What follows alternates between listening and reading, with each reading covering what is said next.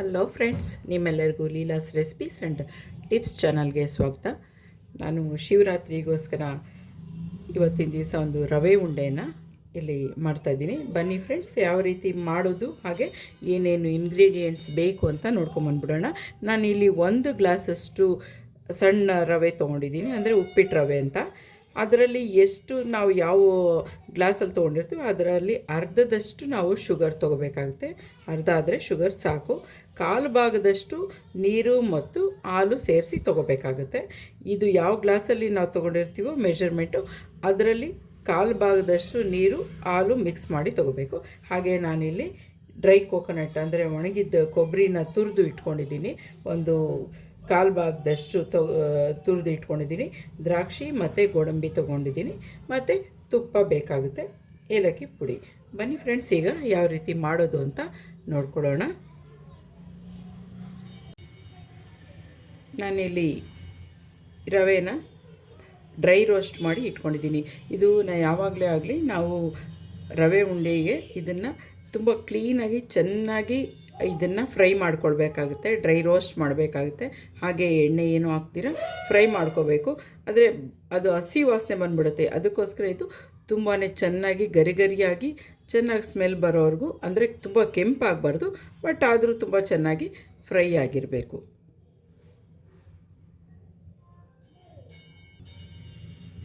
ಈಗ ನಾನು ಬಾಣಲಿಲಿ ಒಂದು 2 ಸ್ಪೂನಷ್ಟು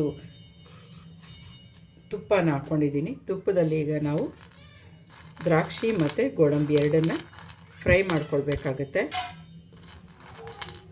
ಫ್ರೈ ಮಾಡಿ ಸಪ್ರೇಟ್ ಒಂದು ಸೈಡ್ಗೆ ಇಟ್ಕೊಳ್ಬೇಕು. ಫ್ರೈ ಮಾಡಿ ಇಟ್ಕೊಳ್ಳೋಣ ಈಗ ಇದನ್ನು.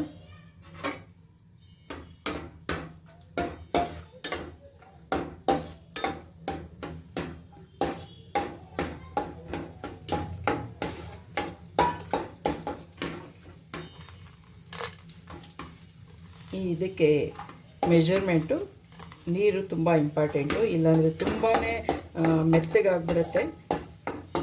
ಅದಕ್ಕೋಸ್ಕರ ನಾವು ಯಾವ ಗ್ಲಾಸಲ್ಲಿ ತೊಗೊಂಡಿರ್ತೀವೋ ಅದೇ ಗ್ಲಾಸಲ್ಲಿ ಒಂದು ಕಾಲು ಭಾಗದಷ್ಟು ನೀರು ಹಾಲು ಸೇರಿಸಿದ್ರೆ ಸಾಕಾಗುತ್ತೆ. ಈಗ ಇದು ನಾವು ತೊಗೊಂಡಿದ್ದೀವಿ. ಈಗ ಇದಕ್ಕೆ ಹಾಲು ಮತ್ತು ನೀರು ಎರಡನ್ನು ಸೇರಿಸಿ ನಾನೊಂದು ಯಾವ ಮೆಷರ್ಮೆಂಟ್ ಗ್ಲಾಸಲ್ಲಿ ರವೆ ತೊಗೊಂಡಿದ್ದೀನಿ ಅದರಲ್ಲೇ ಇದನ್ನು ತೊಗೊಳ್ತಾ ಇದ್ದೀನಿ. ಇದು ಸ್ವಲ್ಪ ಒಂದು ಕುದಿ ಬರಬೇಕಾಗುತ್ತೆ.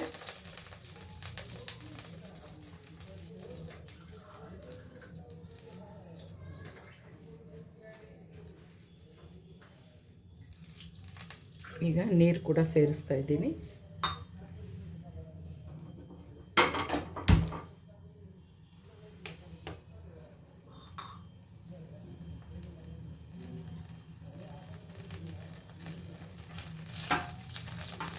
ಆ ತುಪ್ಪ ಹಾಗೆ ಇತ್ತು. ಆ ತುಪ್ಪದಲ್ಲೇ ನಾನು ಇದನ್ನು ಕೂಡ ಸೇರಿಸಿದ್ದೀನಿ, ಎರಡನ್ನೂ. ಇದೊಂದು ಕುದಿ ಬರಲಿ. ಈಗ ಇದು ಚೆನ್ನಾಗಿ ಕುದೀತಾ ಇದೆ. ಈಗ ಇದಕ್ಕೆ ನಾವು ಸ್ಟವ್ ಯಾವಾಗಲೂ ಸಿಮ್ಮಲ್ಲಿ ಇಟ್ಟಿರಬೇಕು. ಈಗ ರವೆ ಹಾಕ್ತಾ ಇದನ್ನು ನಾನು ಮಿಕ್ಸ್ ಮಾಡ್ಕೊಳ್ತೀನಿ.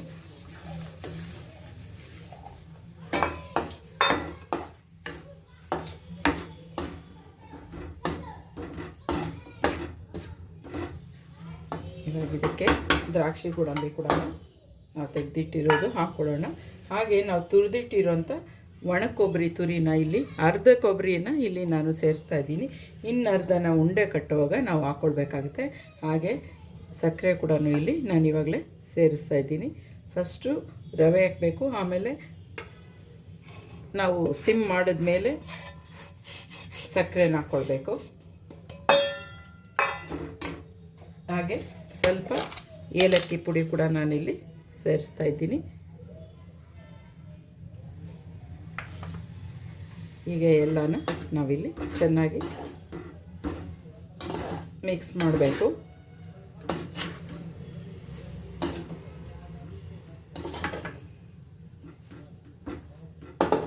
ಮಿಕ್ಸ್ ಮಾಡಿ ಒಂದು 5 ನಿಮಿಷ ನಾವು ಇದನ್ನು ಒಂದು ಕಡೆ ಇಡಬೇಕಾಗುತ್ತೆ. ಇಟ್ಬಿಟ್ಟು ಆಮೇಲೆ ನಾವು ಉಂಡೆ ಕಟ್ಟಬೇಕಾಗತ್ತೆ. ಅದು ಚೆನ್ನಾಗಿ ಹೊಂದ್ಕೋಬೇಕು. ನಾವು ಹಾಕಿರೋ ಶುಗರ್ ಆಮೇಲೆ ಹಾಕಿದ್ದೀವಲ್ಲ, ಅದಕ್ಕೆ ಆ ಶುಗರೆಲ್ಲ ಸ್ವಲ್ಪ ಚೆನ್ನಾಗಿ ಅದಕ್ಕೆ ಹೊಂದ್ಕೋಬೇಕಾಗತ್ತೆ.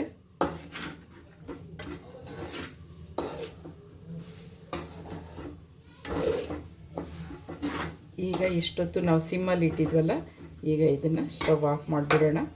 ಮಾಡಿಬಿಟ್ಟು ಈಗ ಚೆನ್ನಾಗಿ ಇದನ್ನು ಮಿಕ್ಸ್ ಮಾಡಬೇಕು. ಮಿಕ್ಸ್ ಮಾಡಿ ಹೊಂದ್ಕೊಳ್ಳೋದಕ್ಕೆ ಅಂತ ಒಂದು 5 ನಿಮಿಷ ನಾವು ಬಿಡಬೇಕು. ಈ ರೀತಿ ಗಂಟು ಇಲ್ದಂಗೆ ಚೆನ್ನಾಗಿ ಇದನ್ನು ಮಿಕ್ಸ್ ಮಾಡಿ.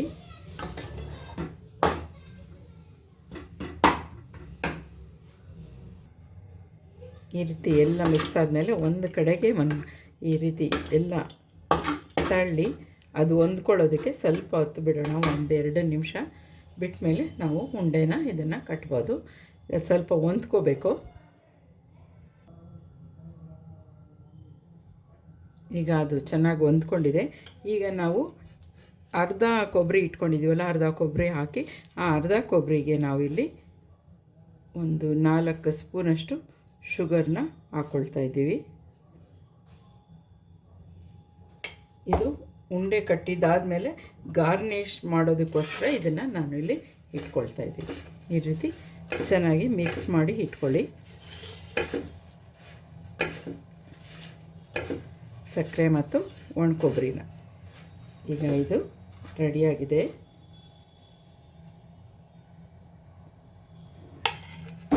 ಈಗ ಇದು ಕರೆಕ್ಟಾಗಿ ಹೊಂದ್ಕೊಂಡಿದೆ. ಸಕ್ಕರೆ ಎಲ್ಲ ಮಿಕ್ಸ್ ಆಗಿದೆ ಚೆನ್ನಾಗಿ. ಇನ್ನೊಂದು ಸಾರಿ ಸ್ವಲ್ಪ ಮಿಕ್ಸ್ ಮಾಡಿ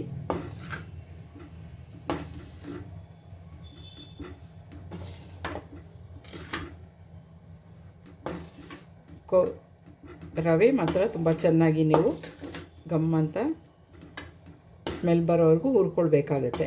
ಯಾಕೆಂದರೆ ಹಸಿ ವಾಸನೆ ಬರಬಾರ್ದು, ಅದಕ್ಕೋಸ್ಕರ.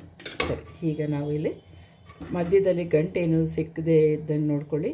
ಗಂಟು ಸಿಕ್ಕಿದ್ರೆ ಸ್ವಲ್ಪ ಈ ರೀತಿ ಕೈಯಲ್ಲಿ ಮಿಕ್ಸ್ ಮಾಡಿಕೊಂಡು ಸ್ವಲ್ಪ ಬಿಸಿ ಇದ್ದಾಗಲೇ ಇದನ್ನು ನಾವು ಉಂಡೆ ಕಟ್ಕೊಳ್ಬೇಕಾಗತ್ತೆ.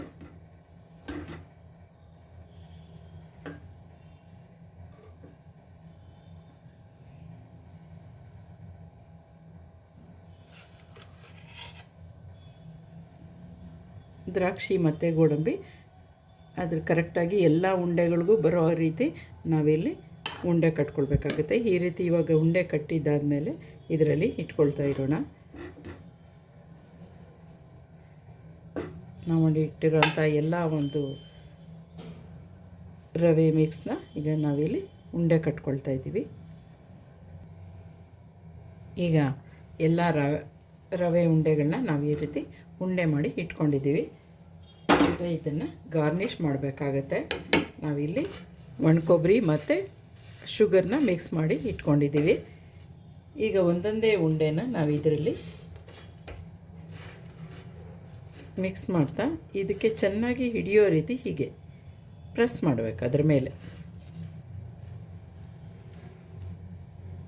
ನೋಡೋದಕ್ಕೂ ಚೆನ್ನಾಗಿರುತ್ತೆ. ಮೇಲೆ ಒಣ ಕೊಬ್ಬರಿ ಇದು ಕೂಡ ನಮಗೆ ಸಿಗುತ್ತೆ ಈ ರೀತಿ. ಈಗ ಒಂದೊಂದು ನಾವಿಲ್ಲಿ ಮತ್ತೆ ಇದರಲ್ಲಿ ಈ ಥರ ಪ್ರೆಸ್ ಮಾಡಬೇಕು. ಸ್ವಲ್ಪ ತುಂಬ ಫೋರ್ಸ್ ಅಲ್ಲ, ಸ್ವಲ್ಪ ನಿಧಾನಕ್ಕೆ. ಇದು ಒಂದು 10ರಿಂದ 15 ನಿಮಿಷದೊಳಗೆ ನಿಮಗೆ ಈ ರವೆ ಉಂಡೆ ಸಿದ್ಧವಾಗಿಬಿಡುತ್ತೆ.